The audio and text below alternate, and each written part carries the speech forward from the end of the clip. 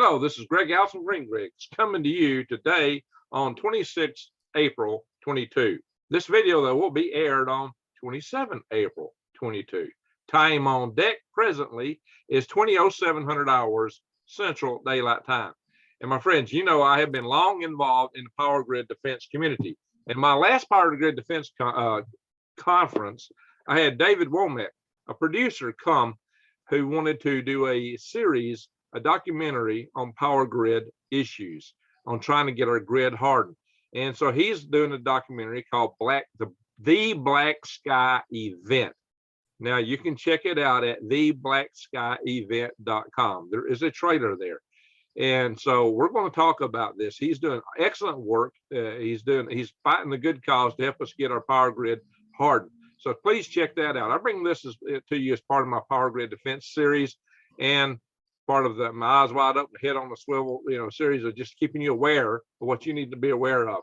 Please subscribe to my channel, bang the update notification bell, and click all, because there's no other YouTube channel that brings you power grid defense power grid defense topics like I do on this channel, because I'm in the community, I'm part of it.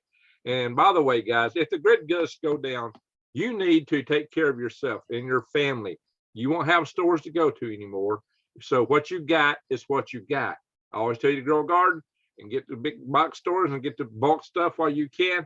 But sometimes you need lightweight stuff that sees the bug out with it lasts a long time, because the grid could be down for a very, very long time. So highly encourage you to go to prepwithgreg.com, because there right now you can still get $150 off the special of these buckets here. $150 off of a 3-month supply with 6 of these. Each one of these is two weeks worth of food. And it's lightweight because it's freeze dry, but it's raw food. It reconstitutes, and you get 2,000 calories a day, breakfast, lunch, and dinner. This is a deal that'll make you a winner, because even your kids can carry it, and you can bury it if you need to. If they're coming around and looking for your stuff, that way they won't find it. I encourage you to can and do all that kind of stuff, but you don't need to be burying glass jars. This stuff you can bury, you can throw in your backpack, your motorboat, wherever you want to bug out.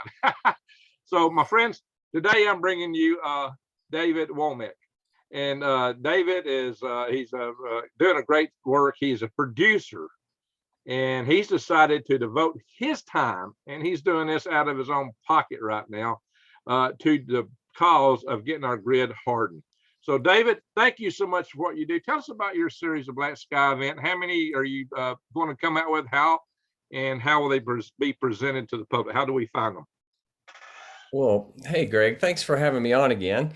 Basically, we started this back a few years ago, as you know, and it's been an ongoing project, and we've been across the country. We've interviewed about 35 people, experts from all disciplines of the grid threats, and even people that actually run the grid. And so what we decided was that there's so much information. We had so much good stuff on cyber as far as threats go, electromagnetic pulse, physical attacks, and also on GMD. And we just had so much information that we decided to make it into a series instead of one long feature film. Because the thing, we ran some test groups, and people really get overwhelmed. This is a complicated subject, as you know, being an engineer and have had being around the grid for a long time. It's just very complicated, and it's a lot to take on in at one time, and we wanted to go into it in depth. So what we did is we divided it up into basically 6, or we may even do 7 films. But the first film is called Targeting the Grid, and it's very timely right now, because it talks about basically military threats to the grid. And with all that's going on with Russia and Ukraine and right now, and all the threats, we thought that would be the first one that we would release. The series, they're about 20 to 30 minutes each, and the first one's about 20 minutes, and it just really goes in and explains in depth the history of warfare, as far as even in ancient times, people targeted infrastructure to take it out, and that continues today, and even through Sun Tzu and all military strategies, like Russia, China, Iran, North Korea, they all incorporate that now into their military strategy. So, we really wanted to take a deep dive into that. And then the next five there'll be one specifically about solar threats. Then there'll be one about electromagnetic pulse. There'll be one about cyber threats, physical attack. And then the last two one of them's called the Building a Culture of Preparedness. And it just talks about how we used to be prepared better than we are now, at least for these type of events. We had a civil defense network and stuff that has really gone by the wayside, because we're definitely not prepared for any kind of national attack now. So we talk about that a little bit. But one thing that makes our documentary a little bit different also is that we actually interviewed the head of NERC, which is the North American Electrical Reliability Corporation, and they make all the standards and rules for the grid. So it was interesting talking to him about each one of the threats, and then talking to our other experts and the counterplay there that went on. So it was really good, though. We've really enjoyed production, but we're looking forward to getting it out. Well, a lot of us are really apprehensive about NERC and the Federal Energy Regulatory Commission, which they work with.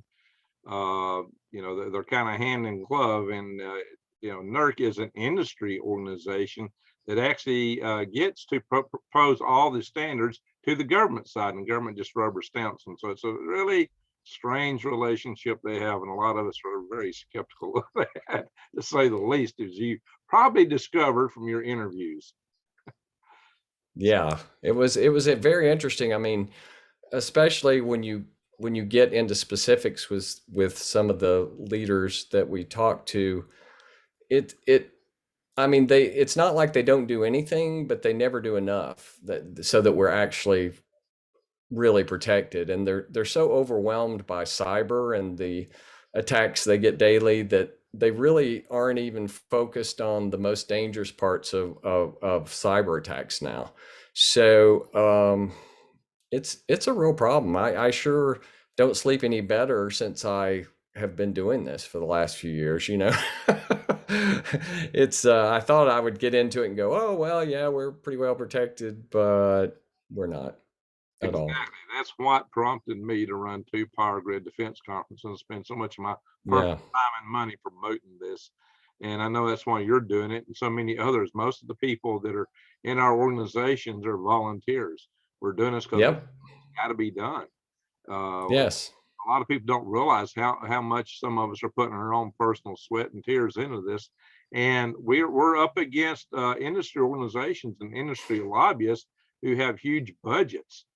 Oh So, yeah. and those budgets are being paid for out of people's utility bills. So your Yeah. rates, your utility bills are paying for lobbyists to fight protecting you.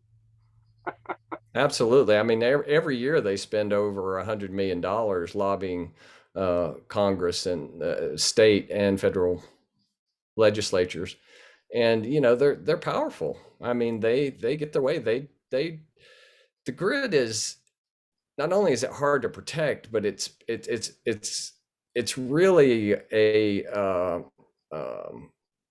I mean, it's been thrown together over 100 years, and you've got all kinds of technology. You got 3,000 different companies, and I mean, I do feel for them. It's hard to make standards and stuff to get everybody on the same page because everybody's working with different stuff, and it's just it's a difficult problem. And especially for electromagnetic pulse, I don't think that they don't have an answer. I mean, their answer is, well, the grid will go down. I mean, That don't have to be the and answer. we'll reconstitute. No, it doesn't have to be the answer because we know how to protect it. I mean, we have technology, but and I mean, a lot of that technology's actually already been on the grid for probably 5 years now. What's sad now, Uh, what we've just determined is that they've already spent more money lobbying against protecting the grid than what it would have taken them to protect the grid. Yeah, I don't know about that because the problem is they're protecting against so many different threats. And I mean, while electromagnetic pulse and a solar storm have some similar protections, not all, but cyber is pretty different. I mean, they have to spend a lot of money on that, and it's a different kind of protection. Of course, they're protecting their networks and really the other part is pretty much being ignored. I mean, when it they comes they are when it comes to putting cyber, some protection on for GMD, but it's not enough. yeah, when it comes to cyber, they're protecting their information networks, the internet, Right. computer systems. That's the entry points. But what they do usually is try to harm the physical devices by overloading them, like the transformers. And if you protect them from being overloaded, you've actually accomplished a whole lot of what's got to be done anyway. So actually, a lot of the protections you'd put in for EMP would cover a lot of the ultimate things that they could do to the grid if they really tried to do physical damage to it. Now, they might do denial of service, but you can fix denial of service. What we have problems fixing is if they fry those large 100 to 200 ton high voltage step up and step down transformers are used to transmit power across the United States. That's what we don't want. Absolutely. A lot of the other stuff can be replaced faster. Of course, with computer chips getting to be in a scarce supply, the supervisory control and data acquisition units, the SCADAs that control the entire system, might be harder to place than it would have been otherwise. But you can still put them in Faraday cages and do some things from the MP side. But supposedly the grid's not, or some of the key components of it are not on the internet. But neither was the Iranian nuclear facility. But all it took Right.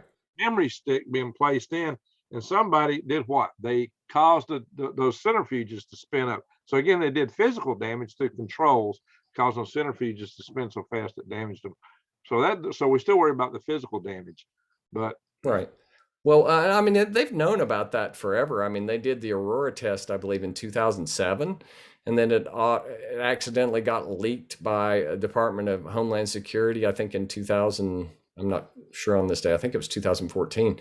But, they've known that physical damage can be caused to generators, to transformers, and everything else. I mean, you could do it just by cycling power on and off, but the reason, to use a cyber attack is because you could do that to multiple facilities at the same time, and you could do it remotely. And the problem we really have with the electric industry and everything is I don't know if it's after all this time, I don't really know if it's a lack of imagination or if it's just, what can we do? I mean, it's almost like and then they say, well, we'll just reconstitute the grid if it does go down. But, not only do they not have those large transformers, but all these other points of entry and points that would cause the grid to fail, or points that would cause their system that automatically routes the grid. There are hundreds of thousands of those, and they don't have backups sitting around for those either. yeah. So, if the grid, it's not just the big stuff. It's just like in the 2003 Northeastern blackout. I mean, that was like 1 or 2 points. I mean, a tree basically fell on a power line and caused cascading effects that took out the whole Northeast for like 3 days.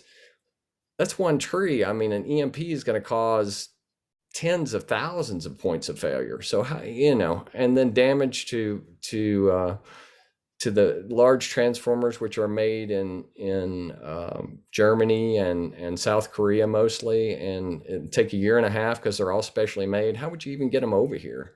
Well, You know, once the grid goes down, especially if it's worldwide, but even if it's just in the United States, we require internet to order things these days.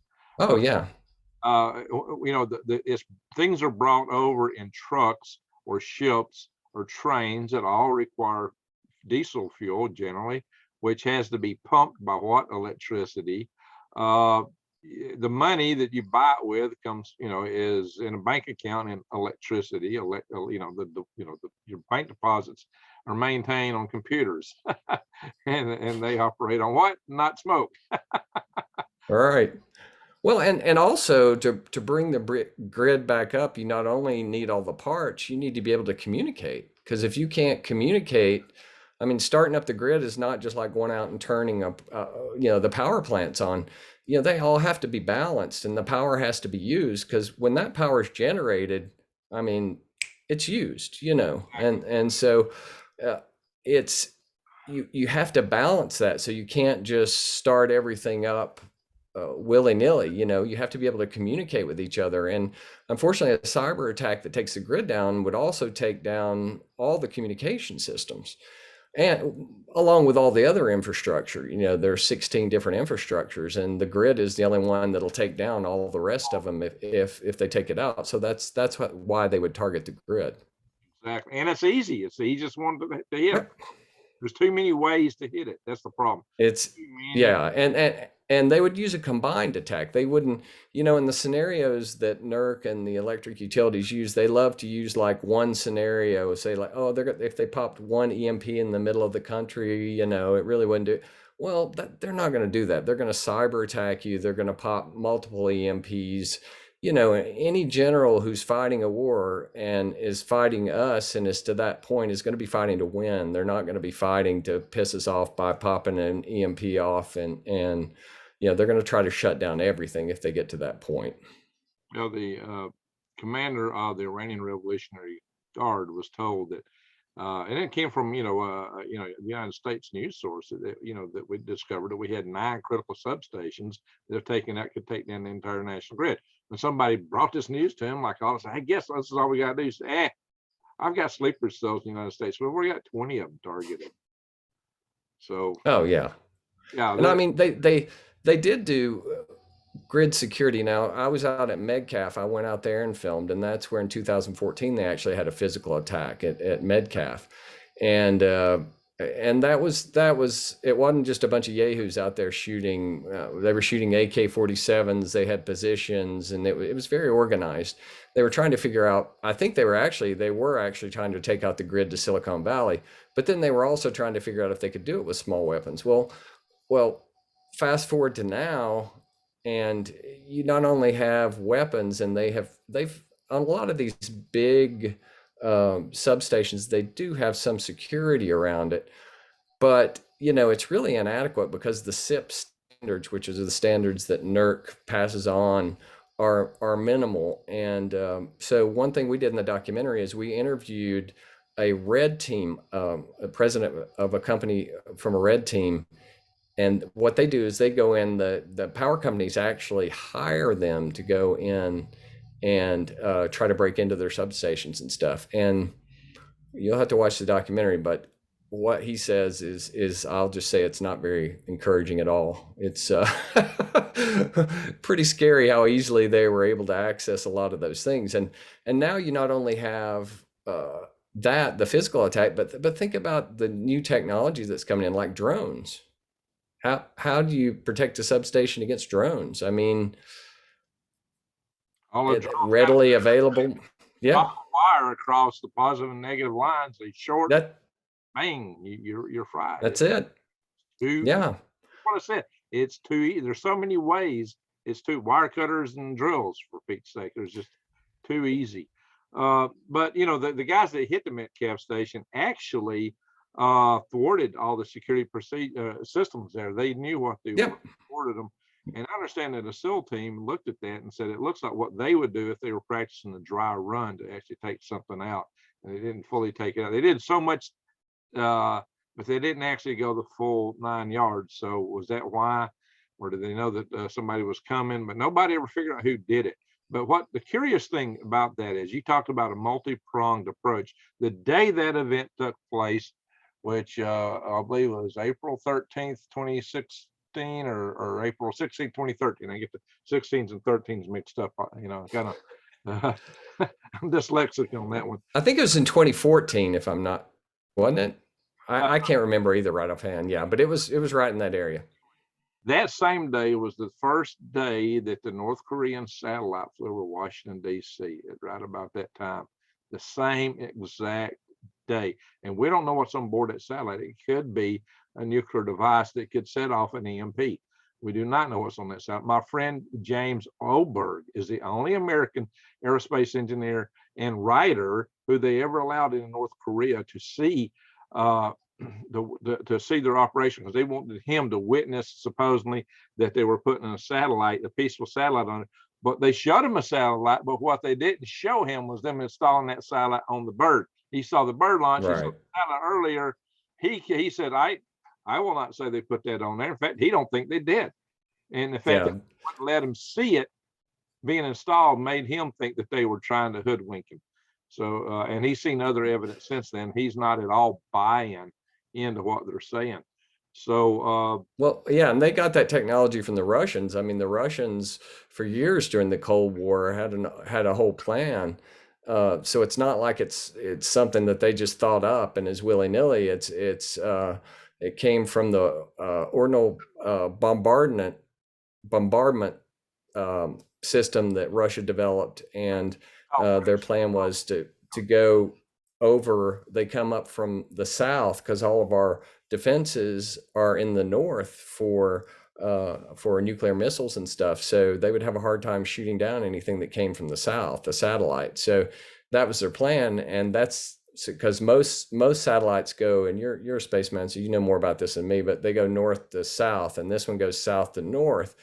And so it's there's really no other reason for them to do that than to evade our missile defenses. And it's called fractional orbital bombardment, where you don't have it, but you can put a satellite in orbit and it can stay there and have something on it too. As a case of Korean satellites, we don't know what's on them. And we can't tell if they have any specific mission other than just orbiting up there. What are they up there for? We don't know. Well, they really don't have any reason. They said that, I mean, there's no reason for those satellites to be up there at all. They said they were something like they were taking high res photos of farmland and stuff, but that's a bunch of bunk too. I mean, and now they're firing off missiles again. I mean, what do you think about that? I mean, North Korea, here we go again, but we're really not. We've got our eyes so focused on Ukraine and Russia right now that North Korea is just over there trying to get our attention, firing off missiles again. So Iran's acting up during the same time. China yeah, tried to put a military base in the Solomon Islands. yeah, A lot of people don't know what's going on there. The United States is actually threatening to militarily strike the base there.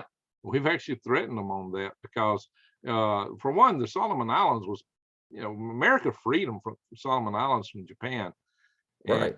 And, it just so happens, that that's at a key point in the routes between the United States and Australia and New Zealand. So it's a very critical point where those islands are. It's and the people on the Solomon Islands was protesting the Chinese involvement in the ports and things there before they decided to put a military base there. And but the leader of the Solomon Islands invited the Chinese in to put down the protest. So Chinese military and police, actually Chinese police, went in the Solomon Islands, put down the protest. So that's not a pretty picture going on there. The people there don't want no part of it, but their leader got bought off by China. Yeah. And that's happening. And it's against the rule. It's against the people there. So I don't know how long that'll stick, but it's not a pretty picture.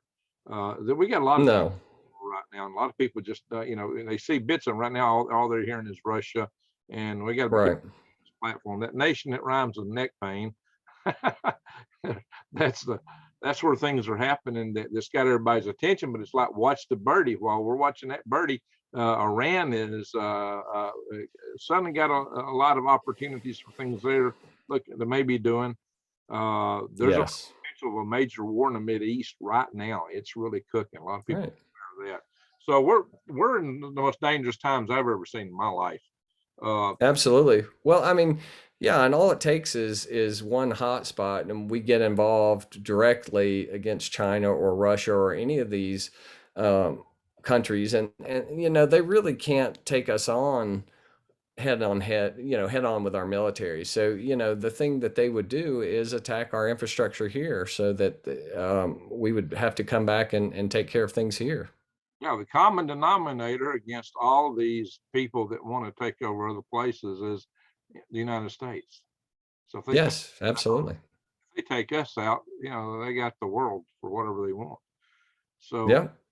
that's the problem. And you couple that with the fact that we're so reliant on the grid, and that's our common cause failure, single point failure, basically in our entire society. You talked about the year and a half just to get those transformers on the loading docks. Well, Oh what yeah. everything is that EMP Congressional EMP Task Force had estimated, 14, 15 years ago, that 9 out of 10 people would be dead within a year of societal collapse. Right now Right. we're having a hard time hiring people to go out and do jobs. When most people are gone, a year and a half later, you don't have the tools to work with. You don't have the people to work with. What few people are left are trying to defend mom and kids at home.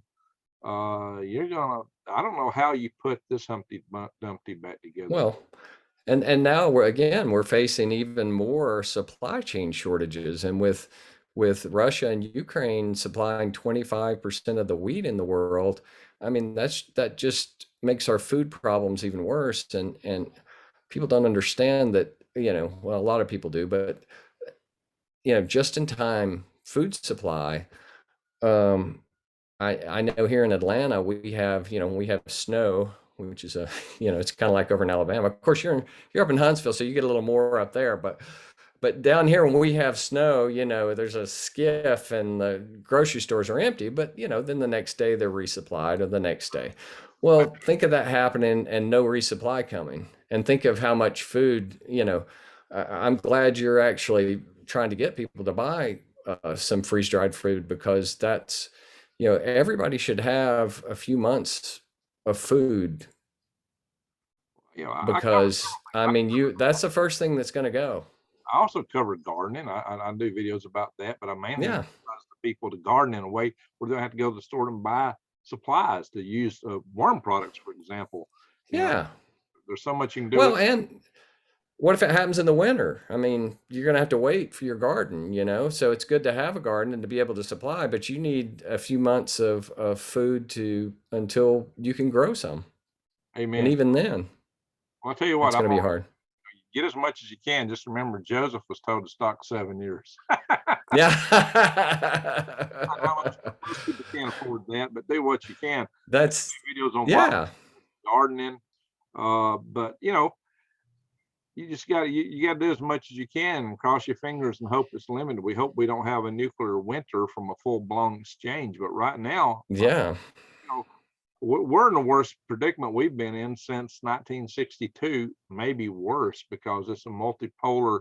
It's not just the United States and Russia, and the Russia today does not seem to be as conservative as the Soviet Union was. The Soviet Union never rattled their sabers like Russia's rattling them today with respect to nuclear threats. Yeah.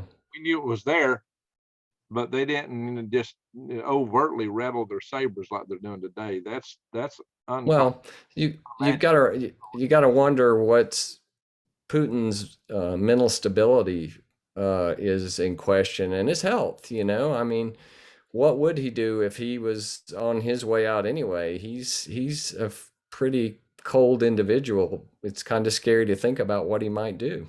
well, he's something of a poker player. He always takes chances too, and that was one of the things that we Yeah. up about him when he's in the KGB. His superiors thought he took too many chances. That he took too many risks, and so I think he took a gamble here. And we don't know how he wants to play his cards. That's the problem. Yeah, well, I think he bit off a little more than he can chew. I don't think he really thought the people of Ukraine would fight. I think he thought they would welcome him with open arms, and man, they're brave people. I mean, I'm glad we can at least get them some military supplies and stuff, because what they're doing over there is just, I mean, it's just terrible. It's genocide. I mean, it's amazing. It's like fighting back in World War II. I mean, when our people fight, they're real surprised if their munitions don't hit right on target, because we've gotten so good at that. But the Russians are still like, well, we'll just flatten everything. and they don't care how many civilians they kill. And that makes you wonder what they would do, with the grid. Do they care how many civilians they kill? I mean, it's kind of the same. If you're, most leaders, the dictatorial leaders, to get where they get and to maintain their power, they have to dispense with a lot of people. You might even say some of our presidents have been accused of as much, but to be able to have the willingness to do that, says that you're probably a psychopath.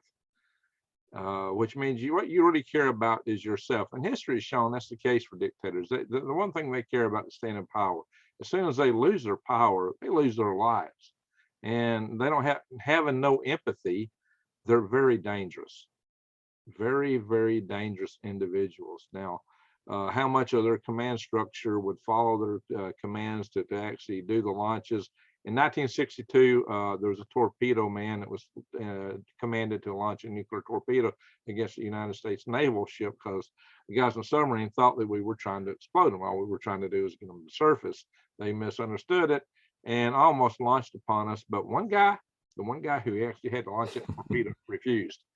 And we owe our happy existence today to that fact and that one individual who was very much, his career was ruined in the Soviet Union from thereafter, but he should be one of our great heroes. We might knock a face off Mount Rushmore and add his Russian. I'd say take Teddy Roosevelt. Yeah. Well, I mean, talking about 1962, I mean, the doomsday clock is the closest to midnight it's been since then, since the Cuban Missile Crisis. So that just goes to show you, what kind of environment we're in right now, and the multiple threats coming from all these different places. And that's why, again, the grid is just so vulnerable because it is such a big target and it's an easy target. It's so widely distributed and it's just so easy for them to get access to it. I mean, all these substations have, blockhouses that have connections in them, and it's just the only good thing is that we have 3,000 different systems, because we have 3,000 different companies that run the grid basically, and it makes it a little more complicated. But because you have the East grid, the West grid, and the Texas grid, there also is a little isolation. But again, I mean, that's something that they know, and the interconnections. I mean, we saw what happened in Texas just with a snowstorm, and our over reliance now. I mean, we all want clean power, but we've got to wait until we actually can produce enough power and store it before we start replacing all of our power with wind and solar, because we just don't have any way to store it and use it when it's not happening, when the sun's not shining, when the wind's not blowing. We still need resilience, and we don't need to get rid of all of our natural gas and everything. I mean, again, I think, I mean, everybody is sensible and everybody wants to use as clean of energy as they can. But, we've got to use our heads here. And it also makes it more dangerous because, I mean, even with natural gas, it's not like when you had coal and you had piles of coal sitting there for backup. When the grid goes down, the gas goes off, and so the power plants aren't supplied. So even the ones that weren't directly hit, would go down because they wouldn't have enough backup supply. I mean, they may have a little bit on hand, but not much. The coal-fired plants and the dams, hydro dams, are the most reliable energy producers in America. They're the ones that don't require the grid to operate. And a lot of people don't realize that. For the gas plants, yeah, they got to have power. And for the nuclear plants, they got to have power. And they have to have power. They can't run on the power. They're not set up to run on the power they produce. And in fact, you have to have a power plant already in operation to start up a nuclear plant or a gas-fired plant. Especially, it takes a lot of power to start a nuclear plant up. And so that's part of this scenario about restarting everything. It's called black start is the terminology for it. We're going to be in a pickle to try to get these things started. Another thing, I will say this for the grid. The U.S. power grid, the North American power grid, is the single most complex machine ever built by man. And Absolutely. it actually it produces exactly the power being consumed at each instant in time, because it doesn't have that storage. When power is consumed, it's produced. When it's produced, it's consumed, and they produce exactly what's being consumed. To be able to do that, It's amazing. 1,000 operators is nothing short of amazing. Exactly, it's Yeah. I mean, it's a miracle. what it does. I mean, you flip the switch and you got light. I mean, and you're right. I mean, to balance it's so complex. And now, but the more complex it becomes, the more dangerous it gets too, because now where you used to have people throwing switches and doing all that manually, now it's all automated, which is great because, you because of the way power is sent everywhere all across the country, you could not manually switch it now. But anytime something's switched by a computer, that means it's vulnerable, and so you've got a lot of vulnerability in a lot of systems. I mean, they have the network that interfaces with their offices and their day-to-day operations and stuff like that. That's what they want to talk about, and that's the one that gets phishing attacks and stuff like that. But you're absolutely right. We talked about it earlier. That's not what they should really be focused on. I mean, because it's really the engineering part underneath, the on and off, and that can damage the grid, and they have no answer for that. I mean, when I ask about that, I specifically ask about that. I said, okay, well, yeah, I understand you got the networks and you have to protect those because there are some ways they can get across the networks. But when I said anything about that, we don't even want to talk about that. They don't even want to address it. So You hit their we talk a lot about it, though, in the documentary on the cyber. We talk a lot about it, and it's something that not a lot of people know. So that's something that everybody can really look forward to. Well, here's another thing. We're buying a lot of components now from China for our power. Oh yeah, And we're finding it seems a lot of these Chinese components have cell phone technology built into them, so they can phone home. They can yeah. report the status of the grid and perhaps even take commands to do things to the grid. So that is scary. The previous president, Mr. T, he tried to, he passed an executive order not to use Chinese components in our power grid. And the very first day in office, the subsequent president rescinded that order. So I don't understand that at all, because I mean, they pulled, there was a high, a transformer that was going into Colorado, a high voltage transformer, a huge transformer that came off a ship. And they actually took it to, I believe, Los Alamos, because and it's still at Los Alamos because they found back doors in it. And there's no reason for them to have a back door in a transformer. There's nothing they need to update or check or anything. There's one reason for them to have a back door in a transformer, and that's to be able to control it, to shut it off or make it harm itself. And unfortunately, we've got about 10% of our transformers now are from China, our high voltage transformers. that's scary. And that's a big problem because we don't know what's in them. And you can't just pull those things out of the grid. There's the first one that came into Colorado is on the grid in How many Colorado. costs did it create or need to bring down the entire Northeast? One. Oh yeah. And now Yeah. you're Well, talking about 10% of our transformers. That's a huge. I think it's even higher in New York. There's a lot. I mean, there's 300 transformers they think that have that could be vulnerable, and that's not even to mention all the other parts that come from China. I mean, there's so many parts, and even if it doesn't originate in China, a lot of times it has Chinese parts and chips, just like everything. I mean, we're just way too reliant on everything from China. We have to get back to where we manufacture things here that are important to our security and our way of life and just living. We should We've be got to break that somehow. We should be in full charge of all of our critical systems and subsystems. Absolutely. Or at least it should be a very close, dear ally. Yeah. I Try. mean, it's got to be somebody, that you try. It can't be, I mean, we can't make everything here, I don't think now. There's a lot of things that are just, they said like iPhones. They said you probably couldn't make iPhones here because of the way they update them and everything. They just need that huge capacity. Well, India has capacity, and India is trying to reach back out to us, but they're in a real complicated position, even with what's going on in Ukraine. They haven't really come out and condemned Russia, but that's only because they've gotten weapon systems from them for years, and they have to make sure that they can still maintain those weapon systems because they got Pakistan and China.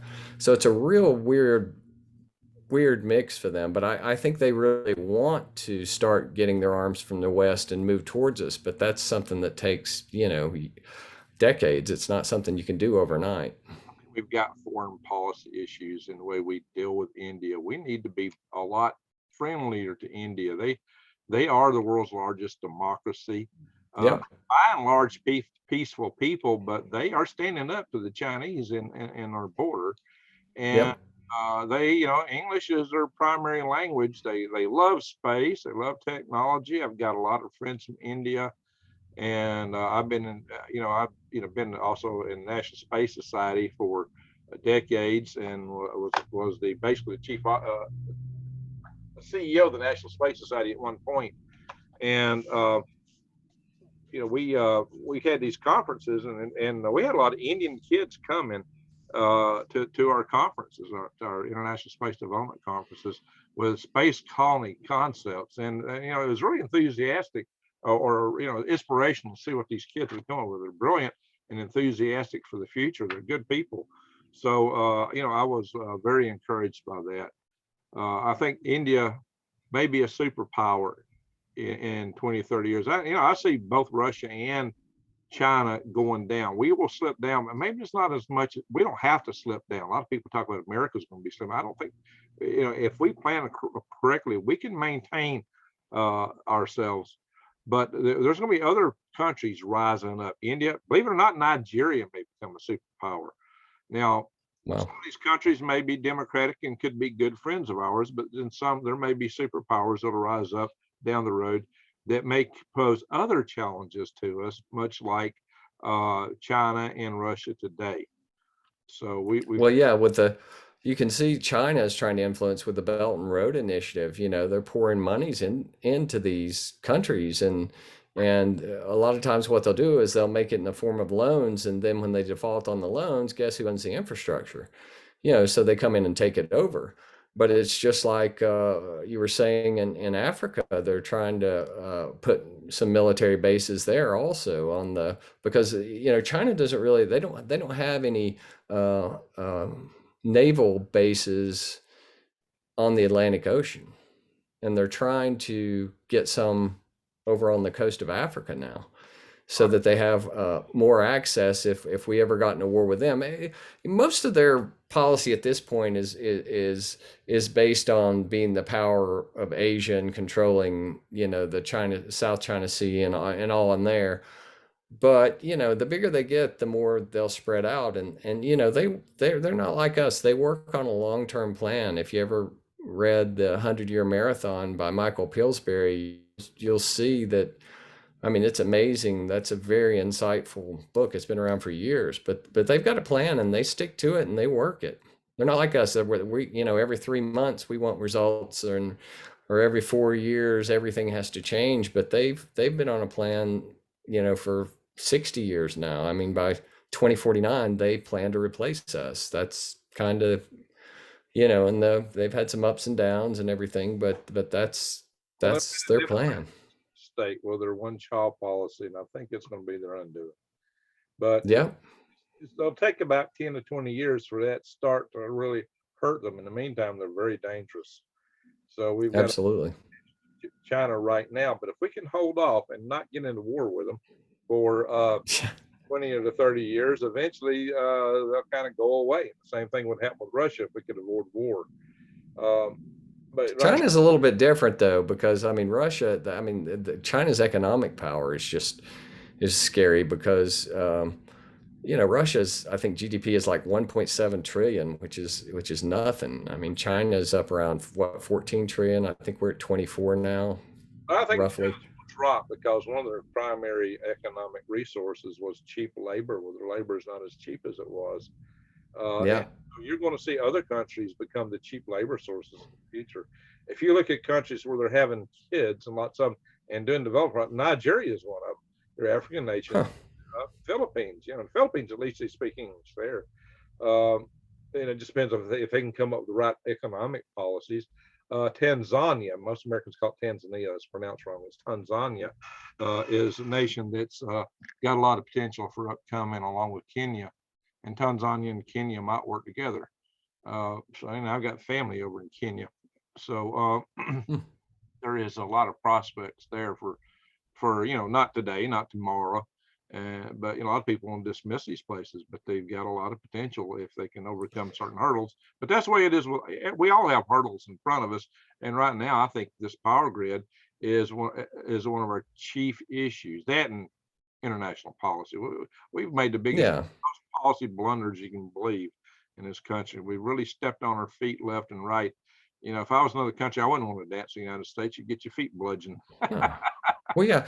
Well, we just don't have, we can't come up with a long-term policy. We used to be a lot better at no matter who was in power, we had a foreign policy and that was maintained. I mean, there may have been small changes, but now every time the regime changes, every time that a party gets in, I mean, our foreign policy shifts so much that I think people feel like that they can't count on us anymore. And we've got to start thinking more long term and have some of these things uh, not not be changeable every 4 years. I mean, we can't keep thinking like that, or it's going to be our demise. And we should have been reaching out to those islands in the South Pacific Oh yeah, with them. China's been doing it, and we ignored it, and now we're in a tight spot because of that. We should have been doing that. I did a video on this topic 2 years ago, and now it's coming to fruition. So yeah. there's just so much going on, and the way we've handled Iran, the way we've handled, and now we've got Israel wanting to trade in yuan instead of dollars. We've got the Crown Prince of Saudi Arabia won't even answer calls from our president. He ignores him. So But it's ridiculous. They all smell weakness.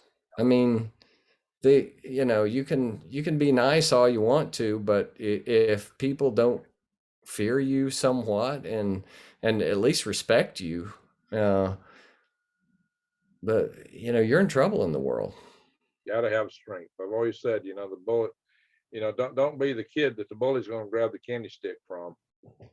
We don't have to be, but we've chose to be, and we're doing it at our peril, and it's costing us because they're taking our candy stick, our lunch money, and giving us a black eye and laughing at us at the same time. Yeah, We absolutely. need to And the grid, again, if you tie all these things back to the grid, the reason it ties in is because us getting into a war or into a situation where we're faced with another country's military that isn't confident, and there aren't any militaries in the world that could really take us on. Uh, there really aren't. I mean, you can see from Russia. I mean, they're touted military, and they always just float out all these systems and stuff that they have, but they don't even their supply chains and everything are so messed up. But so they're going to attack our weak point. They're not going to try to go after they'll go after our aircraft carriers and everything, but they're gonna attack the grid. I'm telling you, if it's just it's the low hanging fruit. yeah, it absolutely is. It's our Achilles heel. And what a lot of people don't realize that our military bases run on civilian power. Absolutely, 95%. 5%. And when you look at that, and you look at also, you talked about how accurate our systems were, our weapon systems. That's because they've got GPS guidance. Right.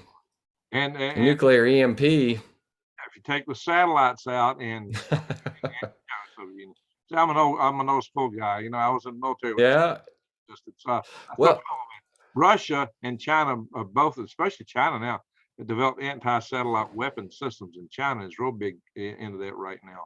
So that's just part of our Achilles heels, our comm system, but our power is the bullseye of our Achilles heel. well, So yeah, and I mean that's one of the ways they discovered EMP was that, when they were doing the tests in the Pacific, they did knock lights out in Hawaii, but I think was it about 5 days? You probably, again, you're the space guy, but I think it was about 5 days after they started having all these satellites malfunction, and the satellites weren't. I mean, they're probably more resilient. first, Well, first most of the important ones are probably EMP protected now, but you know, I what mean, an EMP will take out a lot of satellites. we added to the Van Allen radiation belts. We created a new artificial radiation belt with Starfish Prime experiment, and Oh yeah. took out the very first satellite that Great Britain put up, the UK. But actually, the U.S. paid for most of it and built a lot. It was actually built most at the Goddard Space Flight Center, but it was considered the UK's first satellite, and it got taken out by that. It Actually, got taken out by by Starfish Prime, the tests. well, not immediately, by the radiation belt left from it. Oh yeah. It's now a man-made portion of the Van Allen radiation belts. Van Allen used to fly rockets and balloons, and that's how he first tested this stuff. And then he had an experiment on our very first satellite the United States launched to space, Explorer 1, and which was built in Huntsville, Alabama. Part of it was built in Ernst Stuhlinger's garage. Oh wow. You Ernst That's Stuhlinger. crazy. And I've actually Well, now talked look away. Van Allen, like I said, he developed rockets for launching for balloons before he went on the satellite. This is a rocket motor for a balloon rocket that I've played. This is a test motor, by the way. That's crazy. Everybody's got a rocket motor by their desk, right? Or a rocket. Well, when you're a rocket scientist, you get to have that kind of stuff, right? That was my rocket motor. Yeah, it's amazing what can be done. But see, that's what scared me back in the mid 90s when I was developing rockets from a couple of garages to hit space. I said, wow, 40 years previously, it took superpowers to do what a bunch of us were doing on a shoestring budget in garages. And Yeah. it tells us the proliferation of technology and what can be done. And that means critical systems like our grid become more and more threatened. That also means that we've got to learn how to make peace in this world somehow, or we're going to wipe ourselves out, because it's like weapons of mass destruction technology proliferating around the world in many different forms, biological being the easiest to proliferate. Biological systems are like the poor man's nuke, you might say. They're all over the world, and so it's a scary thing where we're at today. But the greatest, I agree. It's the one thing that I'm most concerned with right now that we need to tackle, and it's a solvable problem. That's why I will ask people to watch your videos, the Black Sky Event series, and use this to draw attention to people, to share these videos that David Womack's going to be producing. Share them and email them to your Congress critters and other folks and say, look, guys, we got to do something about this. Oh, yeah, I started an organization called the Freedom Restoration Foundation. So if you go to freedomrestorationfoundation.org, it goes into great depth on how to contact your congressman, what to say to them, how to track bills, a lot of information. Because at one time I was chairman of the policy committee of the National Space Society, and that's where I learned those skills. I used to run down the halls of Congress some myself, promoting space.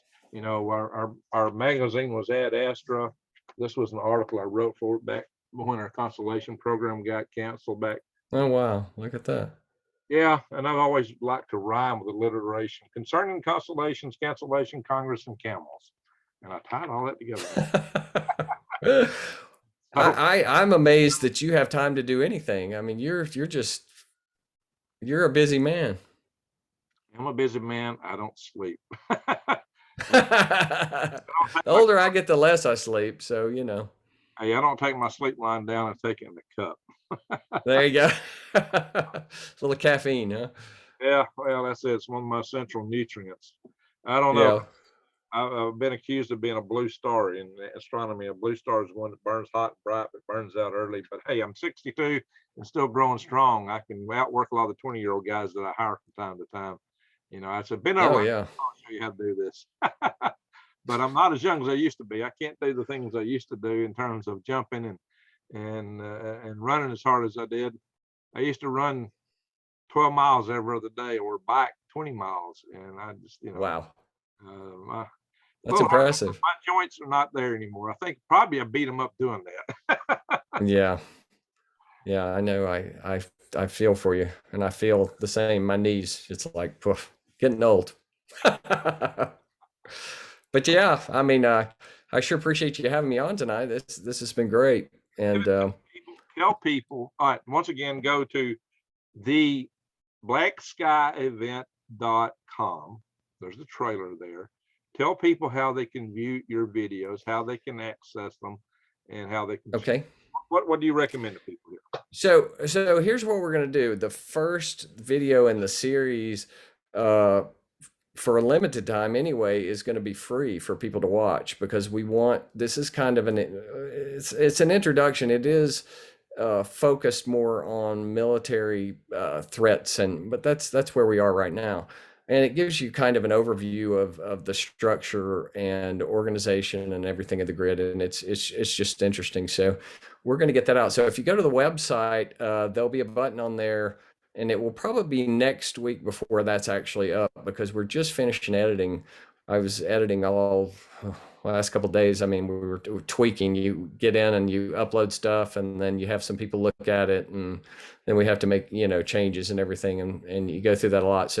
But we're almost finished, and so we should have that up next week, and people will be able to download and watch that, and there'll be a link on there that you can actually even share with your friends, because we want the word to get out. We want people to realize that this is a problem, and it's a real problem, and not just something you see in a blurb on the nightly news, and oh well, North Korea, oh there could be an EMP. Well, people don't understand. People don't understand EMP. They don't understand cyber.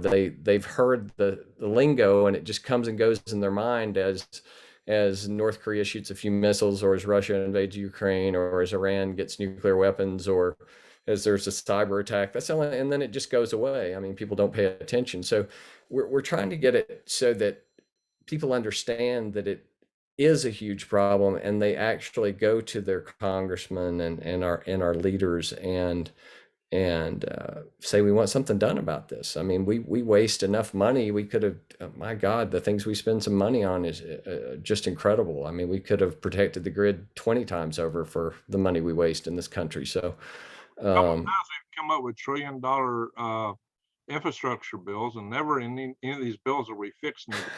And most of the money, right. Well, most of these $1 trillion don't really go to what it's claimed they're going to do.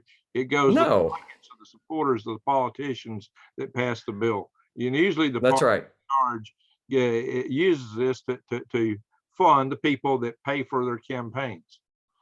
Right. And it's just, I mean, just like that, I mean, they want to set it up, and again, green energy is great, but why don't we protect the energy we have? And another thing that I discovered, when we're doing the documentary, is that they're not building new systems that are resilient to EMP and solar. When they put a new system in, I think they said for 5% more, they could actually have it be protected against EMP and solar threats. But they're not doing this. It's in microgrids. People say, oh, microgrids are the answer. Well, microgrids will help, but if they're not resilient, if they're not protected against these threats when they're built, which can be done cheaply when they're built, it's a lot more expensive to retrofit them. But again, we should be doing long-term planning and be thinking about this, because, threats to the electromagnetic spectrum are not becoming less. They're becoming more, because every day we were more and more and more reliant on technology for everything we do. So we've got to start taking it seriously. Yes, exactly. Our smart grid probably really isn't so smart when it's more vulnerable. That's what I worry about. Also, yeah, absolutely. It's not the answer. Look internationally, we have more enemies right now than ever, and these enemies are really ticked at us big time, especially with Russia right now, and China, Iran, North Korea. Any of these countries could take us down. We've got the sun is suddenly getting really active. Oh yeah, a lot of solar storms. It's under it's in that there's sunspots, which is where the solar storms originate. Uh, just real quick, one thing we went out to the um, uh, NOAA Space Weather Center in Boulder, Colorado, and interviewed the assistant director there, and got a tour and everything. And it's fascinating. I mean, yeah, they monitor the sun 24 hours a day. They've got a huge control room, and they were showing us playbacks of some of the big solar storms, and like the solar storm that barely missed us in 2012, which if it would have hit us, it would have been, they think, Carrington like Carrington event. It was just a little off. They have to be totally directed at the earth, and the sun had rotated just a little bit when it shot. So, but it barely missed us. Wow. So, yeah, as you might remember, I had 3 or 4 solar astronomers at my Power Grid Defense Conference that all worked at the Marshall Space Flight Center. Mhm. I know solar scientists. I've got friends that are solar astronomers. In fact, I saw one at the farmers market just last Saturday. Well, you're probably the only place in the country where you can go and you can hit everywhere you go. You could just throw something and hit an engineer or a scientist or a PhD. I mean, I think you've got more per capita there than anywhere in the country, We do. don't you? We have more PhDs Yeah. per capita and more engineers per capita than any place in the free world. So Yeah. I mean, it's amazing. That's Huntsville is a cool place. it's an amazing place to live if you want to have a lot of good discussions in engineering and science. So Well, and it's a great place because it's not so huge, you know. Being in Atlanta, it's just like you don't have the traffic, and it's beautiful up there too. You're kind of in the mountains, so it's awesome place. and it's pretty eclectic for a southern city. But hey, I'm definitely a southern boy. Uh, Oh yeah, appreciate what me too. you got 30. At least you said you interviewed 30 of the top experts. 35. 35. 35, yeah. We, That's why I mean, we kept going and going and going. As you know, Tommy Waller, who is with the Secure the Grid, and once I actually I met, you know, I mean, I have you to thank for hooking me into all these people, because when we went to the grid conference in Alabama, I didn't really know anybody, and I called you, and you said, "Yeah, come on over."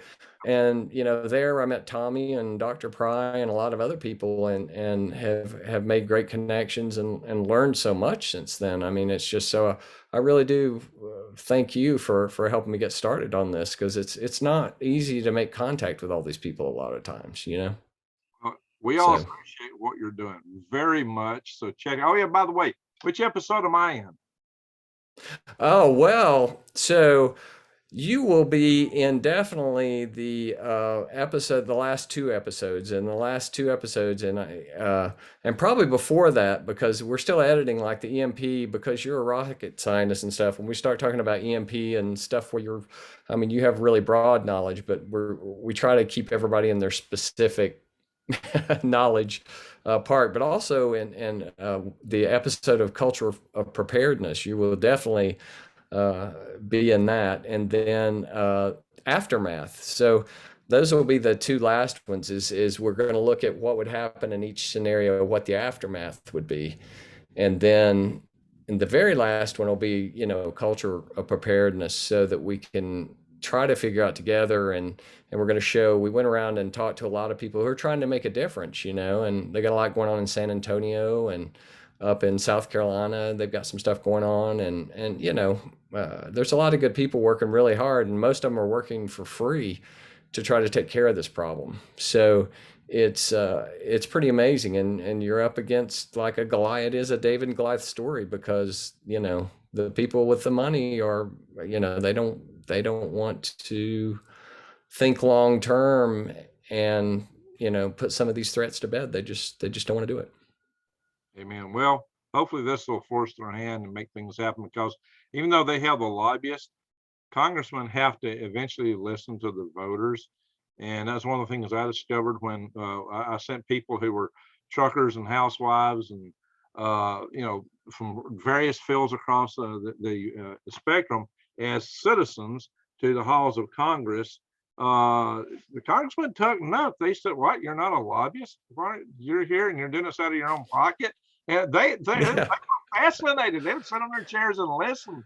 And we've had very strong effect. I have directly affected major legislation in the space area, major legislation, the outcome of space architectures, just by talking to the right politician at the right time. More than millions of dollars I feel like lobbyists have put into a lot of these things. This is what we can do. The power of the people still counts, but we got to make our voice heard. We can't sit around and wait till they take care of it, because they is us. We are they. But that's right. And that's why we did this film. We want to get the word out. I mean, there are a lot of people who are interested in this in our realm.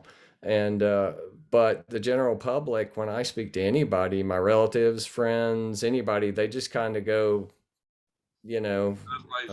stone cold glaze over when I start talking about it. So that's, one of the things we try to do is make sure that this documentary is entertaining. I mean, it's not entertaining, because this is not that kind of subject matter, but we tried to really make it entertaining and watchable. And I think that because the information is so complex, that taking it down into 20-minute bites is a lot more digestible, definitely. I think you did the right thing. So I'm looking forward to it. Thank you for what you've done again.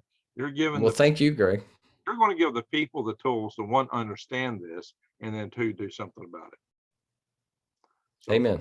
David, thank you very much. You're welcome. Thank you, Greg. I'd like to have you back at some point when all this stuff is coming out and people are seeing this stuff. And just thank you for being. We'll visit you again on the next, when we get ready to release the next episode. We'll come out and visit again, because that'll be on solar storms, and we can talk a little bit more about that. So very good, very good. Thank you, David. Anytime you want to come on, let me know. So appreciate it. Okay, thank you, Greg. Take care, and thank you everyone for watching. And go to the blackskyevent.com. Thank you, folks.